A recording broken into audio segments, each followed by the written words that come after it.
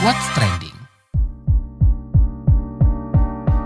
Hai semuanya, ketemu lagi di What's Trending bareng Lea Baneza. Kali ini Lea mau bahas tambang bisa ramah lingkungan. Nah, Muhammadiyah menyusul Nahdlatul Ulama menerima tawaran izin usaha pertambangan IUP dari pemerintah. Itu berarti sudah ada 2 organisasi keagamaan yang siap menambang kekayaan minerba di Indonesia. Namun saat konferensi pers soal penerimaan izin tambang, Ketua Umum Pimpinan Pusat PP Muhammadiyah Haidar Nasir mengeklaim pihaknya akan mengelola tambang yang pro dan tidak akan merusak lingkungan. Muhammadiyah bahkan mengumumkan akan jadi role model pengelolaan tambang ramah lingkungan. Selain itu, dia berjanji tambang yang dikelola tidak akan menimbulkan konflik atau gejolak sosial di wilayah pertambangan. Kalau terbukti gagal, khususnya lebih banyak merusak lingkungan, Haidar mengeklaim siap mengembalikan IUP. Mendengar ini, Menteri Investasi Bahlil Lahadalia memastikan pemberian lokasi tambang terbaik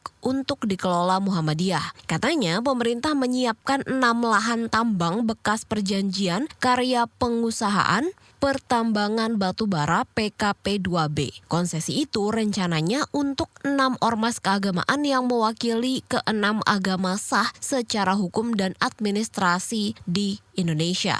Tapi nih pertanyaannya, adakah pertambangan yang ramah lingkungan? Kalau kita melansir laman Kementerian Energi dan Sumber Daya Mineral, pemanfaatan batubara sebagai sumber energi memang masih menimbulkan kendala terkait pencemaran lingkungan. Tapi nih katanya beberapa teknologi batubara bersih advanced coal technology diyakini mampu mengurangi dampak buruk terhadap lingkungan. Lebih lanjut, bisakah tambang dikelola tanpa merusak lingkungan? Kita bahas usai komen netizen plus 62.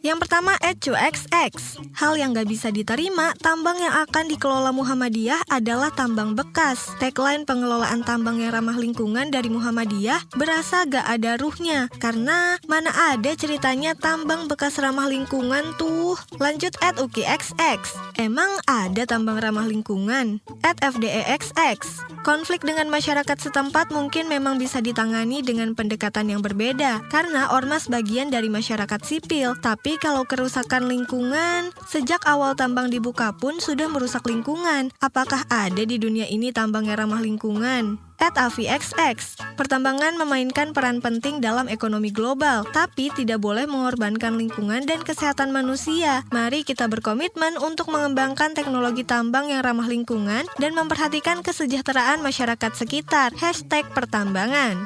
@benxx. Tambang ramah lingkungan, tambang hijau, atau tambang-tambang lain cuma jadi bungkus luaran. Praktiknya sama saja. Gak ada namanya ekstraksi sumber daya berdampak positif ke masyarakat secara luas, apalagi masyarakat sekitar yang jelas akan berdampak ke lingkungan dan kesehatan mereka. @alxx. Suka nggak suka, industri tambang masih dibutuhkan sampai kita bisa nemuin alternatif energi yang lebih ramah lingkungan dan aksesibel buat orang banyak. Yang terakhir @walhijatim. Bilang tambang ramah lingkungan itu seperti bilang ada pembunuhan yang manusiawi, gagal sejak dari terma paling dasar.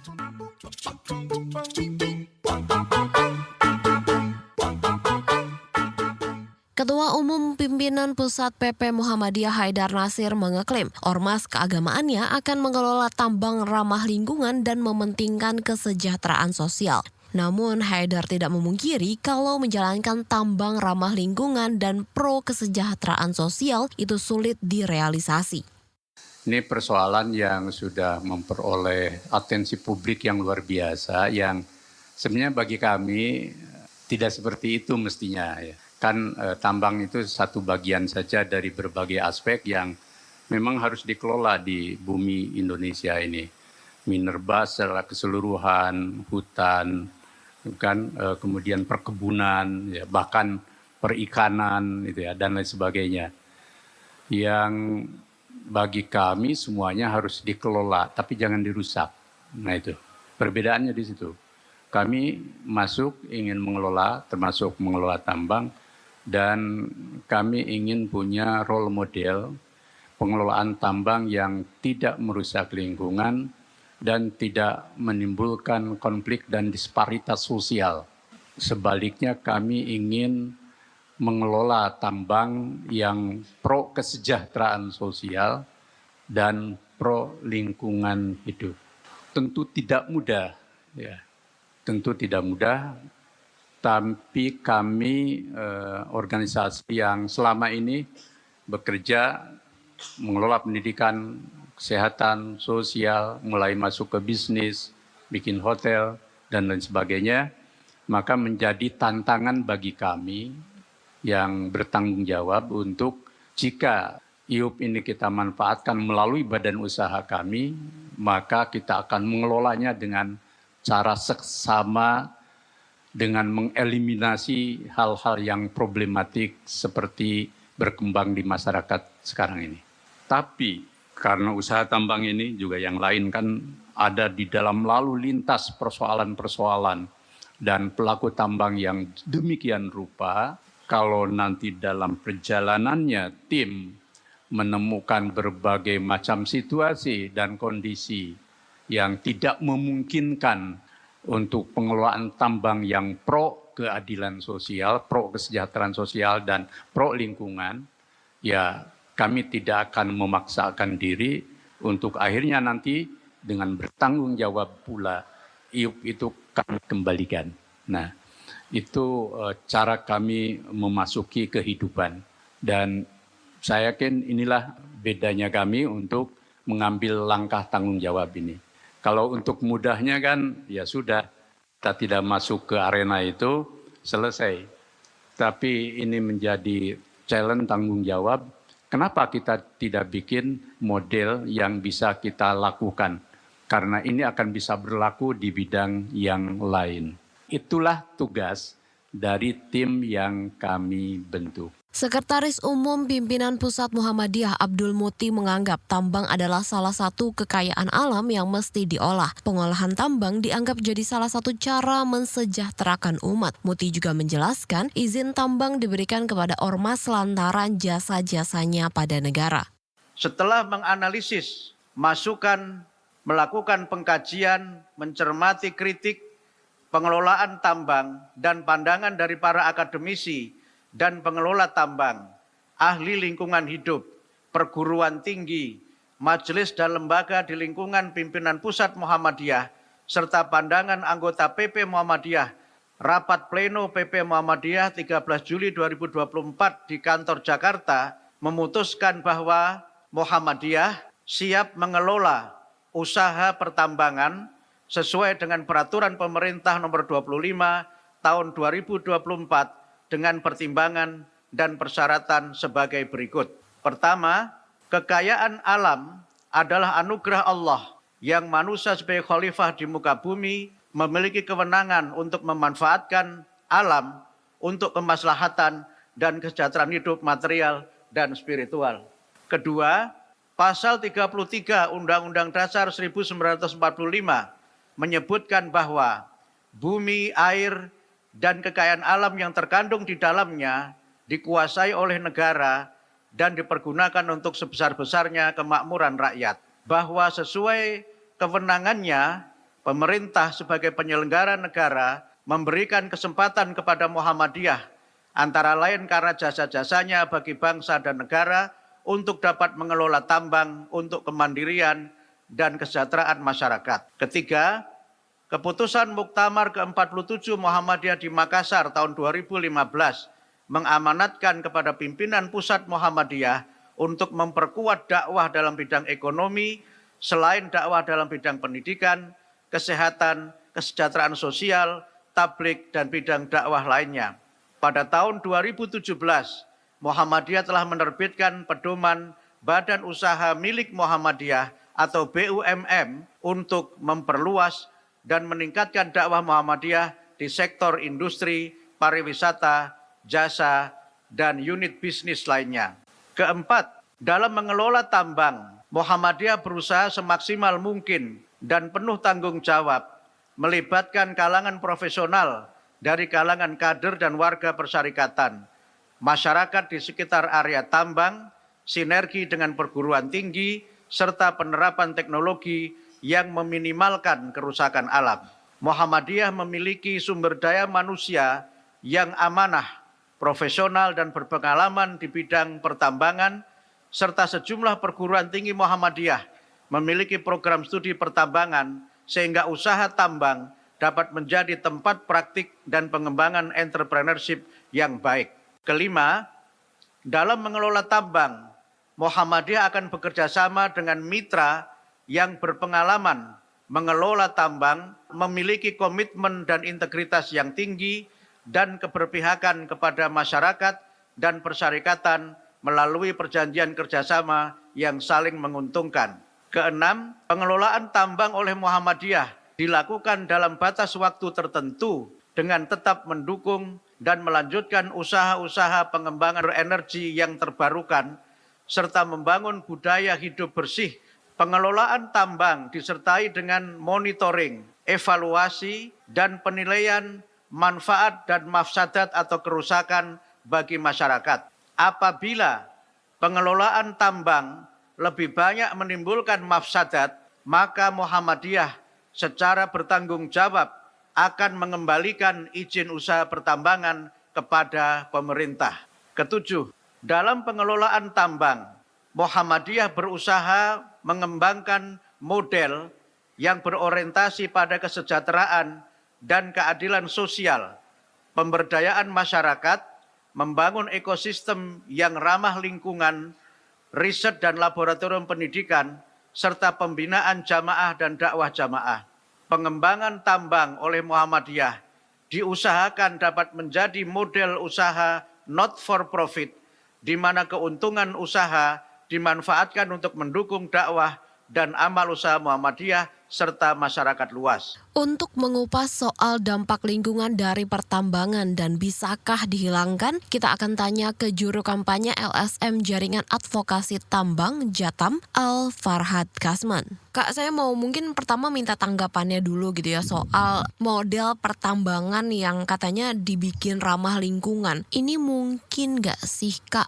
Ya, ini kalau untuk model pertambangan yang ramah lingkungan itu sebetulnya dimanapun dan di dunia manapun itu sama sekali nggak ada. Kalaupun misalnya Muhammadiyah mengklaim yang seperti itu kita menganggapnya bahwa ini adalah hal yang omong kosong yang disampaikan oleh Muhammadiyah. Selama ini yang kita temukan bahwa tidak ada pertambangan yang ramah lingkungan. Fakta yang ada di lapangan, pertambangan itu justru menjadi sumber malapetaka bagi warga-warga yang berada di lingkar tambang, mulai dari perampasan lahan, perampasan ruang hidup, tercemarnya sumber air warga, bahkan memicu konflik, hingga tidak jarang lubang bekas galian tambang yang dibiarkan menganga itu bisa menelan korban jiwa misalnya. Dalam hitungan Jatam untuk saat ini saja kurang lebih sekitar 150-an warga masyarakat yang meninggal karena tenggelam di bekas lubang galian tambang yang dibiarkan menganga tidak direklamasi itu. Oke, kalau misalnya tidak ada yang ramah lingkungan, mungkin nggak sih Mas ada cara untuk meminimalisir kerusakan lingkungan gitu akibat tambang?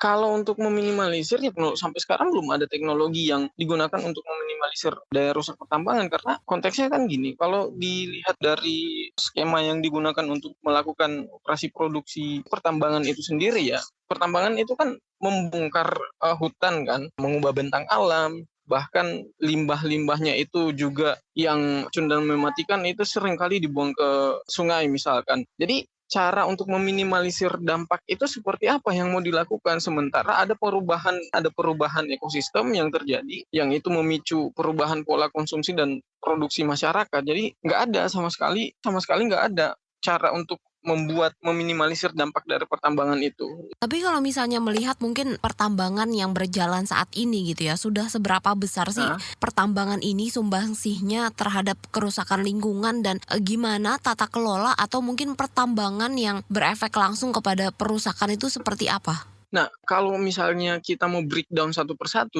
katakanlah di per pulau itu ada banyak sekali gitu kan. Misalkan contoh yang konkret yang mungkin bisa kita lihat beberapa waktu terakhir, beberapa hari ke belakang ini kan di Halmahera misalnya, belasan desa itu tenggelam akibat banjir bandang. Dan banjir bandang ini dipicu oleh apa? Dipicu oleh pembongkaran hutan, pembongkaran lahan-lahan, hutan-hutan yang berada di hulu sungai misalkan. Akhirnya karena hutan ini dihabisi, di deforestasi terjadi dengan masif, maka banjir itu menggenangi kurang lebih sekitar 12 desa yang ada di Halmahera. Dan korbannya seperti apa? Ada ribuan warga yang mengungsi, ada fasilitas publik yang rusak, dan bahkan saat ini sumber air warga juga ikut tercemar di sana. Akhirnya warga kehilangan akses terhadap air bersih, dan itu secara sosial, belum lagi secara ekonomi. Bagaimana kalau misalkan kita melihat perubahan pola konsumsi dan tata produksi yang diakibatkan oleh adanya daya rusak pertambangan, itu yang apa yang terjadi misalkan dari kondisi seperti itu, akhirnya warga dipaksa untuk mengeluarkan biaya yang lebih lagi, biaya yang sangat besar untuk memenuhi kebutuhan air bersihnya karena dirampas oleh operasi produksi pertambangan di Halmahera misalkan gitu.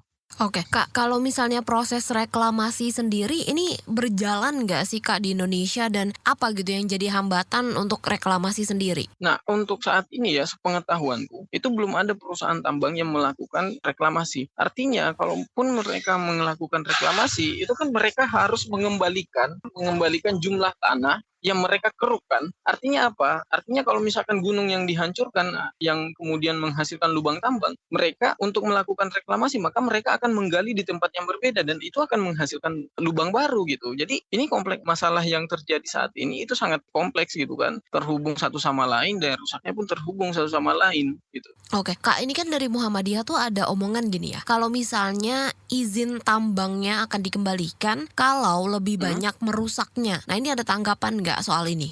Nah, kalau soal untuk daya rusak, untuk pengrusakan lingkungan, saya kira Muhammadiyah paham bahwa model pertambangan di Indonesia yang padat modal dan padat teknologi itu sangat merusak gitu. Kalaupun misalkan mereka mengklaim bahwa akan mengembalikan izin konsesi itu kalau misalkan dampaknya atau daya rusak yang sangat besar, nah ini nggak masuk akal kalau misalkan asumsinya yang seperti itu. Karena pada dasarnya sejak awal itu mereka mengetahui tentang daya rusak pertambangan yang terjadi di Indonesia itu sangat besar dan berperan penting dalam peningkatan kemiskinan kepada warga-warga di sekitar tambang itu sendiri. Oke, berarti bisa dikatakan tanpa perlu menambang sekalipun sebenarnya daya rusak dari pertambangan itu udah bisa diukur gitu ya? Iya, betul. Tanpa mereka terlibat secara langsung dari industri pertambangan misalnya, itu mereka pasti punya cara sendiri, skema sendiri untuk menghitung bagaimana ataupun melihat bagaimana daya rusak pertambangan ini. Karena itu tadi prinsipnya adalah saat ini ada ribuan bahkan jutaan warga Muhammadiyah yang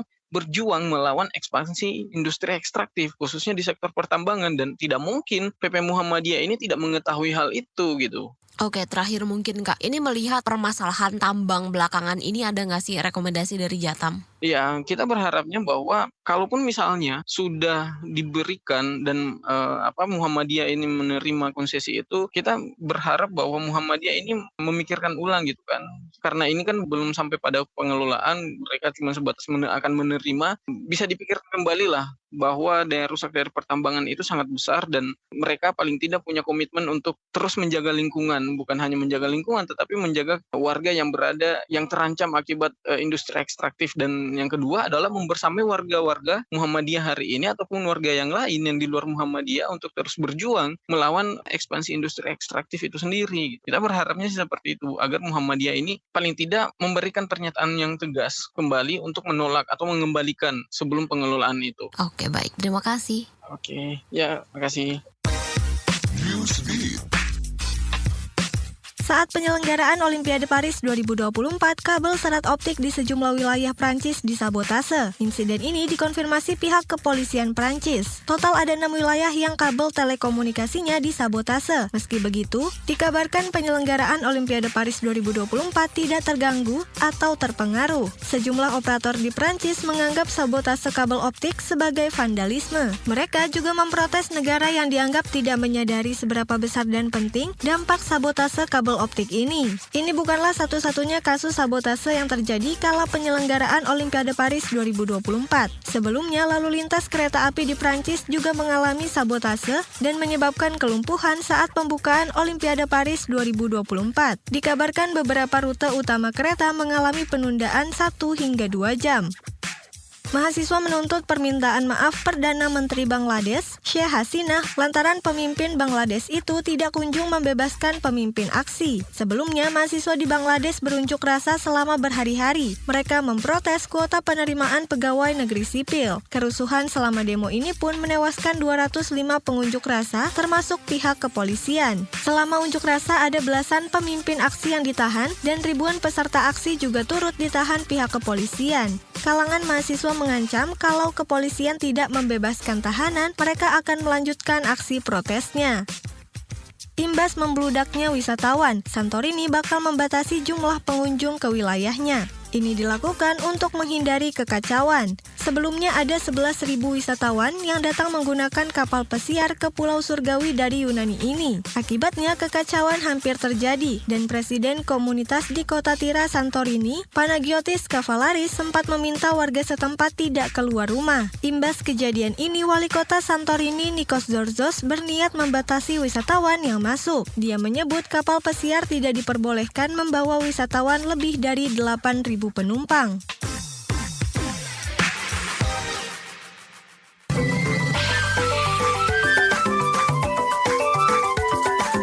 WhatsApp Indonesia.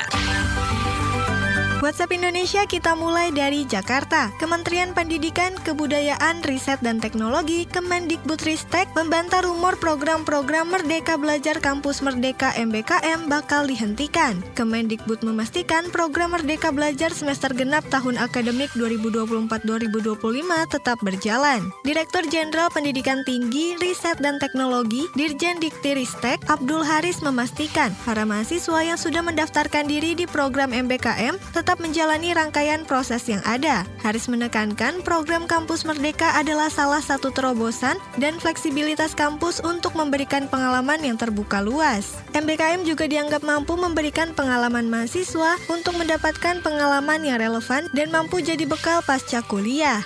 Masih dari Jakarta, juru bicara Komisi Yudisial KY Mukti Fajar Nurdewata mengatakan pihaknya telah menerima pengaduan dugaan pelanggaran kode etik terkait vonis bebas terhadap RT. RT adalah terdakwa kasus penganiayaan yang menyebabkan kematian seseorang. Sebelum Majelis Hakim PN Surabaya menjatuhkan vonis bebas terhadap RT, menurut Hakim kematian korban tidak disebabkan penganiayaan, melainkan akibat penyakit lain setelah meminum minuman beralkohol. Kasus ini diadili oleh Ketua Majelis Hakim Erin Tuah Damanik dengan Hakim anggota Mangapul dan Heru Hanindyo. Putusan dibacakan pada Rabu 24 Juli dalam persidangan yang terbuka untuk umum. Laporan ke KY diajukan oleh keluarga korban didampingi LBH Damar Indonesia dan anggota DPR fraksi PDIP Rieke Diah Pitaloka. Mukti memastikan laporan tersebut sudah diterima dan akan ditindaklanjuti. Terakhir ke IKN. Presiden Joko Widodo meminta proses pembebasan lahan dan penataan di ibu kota Nusantara IKN mengutamakan partisipasi masyarakat. Hal ini disampaikan oleh Menteri Pekerjaan Umum dan Perumahan Rakyat PUPR merangkap PLT Kepala Otorita Ibu Kota Nusantara OIKN Basuki Hadi Muljono. Usai menggelar rapat perdana dengan Jokowi di Istana Garuda IKN, Basuki menambahkan Jokowi meminta agar proses pembebasan lahan di IKN tidak diwarnai kekerasan, sebab kawasan IKN mencakup wilayah seluas 256.000 hektar dengan jumlah masyarakat yang sangat besar. Kata dia, Presiden mewanti jangan sampai ada masyarakat yang merasa tergusur. Dia juga meminta masyarakat dicarikan tempat relokasi yang lebih baik. Demikian WhatsApp Indonesia hari ini. Terima kasih ya sudah mendengarkan What's Trending. Jangan lupa terus dengarkan podcast What's Trending di kbrprime.id dan aplikasi yang mendengarkan podcast lainnya. Lea Baneza mau pamit dulu, stay safe and happy. Bye-bye. Kamu lagi dengerin podcast What's Trending.